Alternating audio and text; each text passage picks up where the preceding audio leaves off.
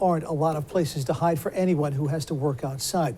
In the case of roofers, the temperatures on the roof can be 50 to 60 degrees hotter than the air temperature. Think about that for a second. 50 to 60 degrees. Hector Molina takes a look at how they get the job done in challenging conditions like that.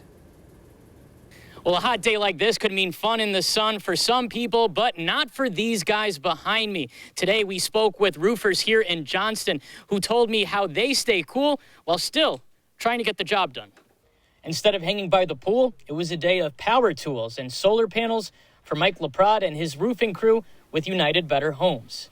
While it's hot for anyone to work in 90-degree-plus weather, for roofers, the higher you go, the hotter it gets. So if we're looking at about 80 or 90 down here, it's about 140 to 150 up there.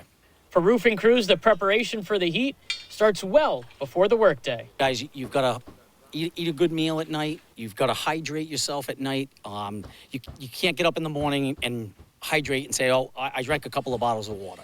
It's a process that goes to it. LaPrade says his crew takes multiple breaks in the shade and constantly communicates with one another to make sure his team stays cool and coherent with a drill in one hand and water in the other. Every time you come down a ladder, when you go back up, you bring water. That's rule number one. But for some construction companies, the excessive heat kept them indoors. With two potential heat waves less than 2 weeks from one another, M&J Roofing told their workers to stay home. Everybody that works here is getting a little older. We do have some women that work on the construction crew. And I myself, I wouldn't want to be out in the heat anymore. So I really don't want to stick anybody out in it.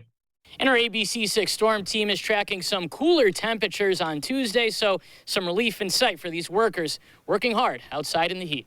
In Johnston, Hector Molina, ABC6 News.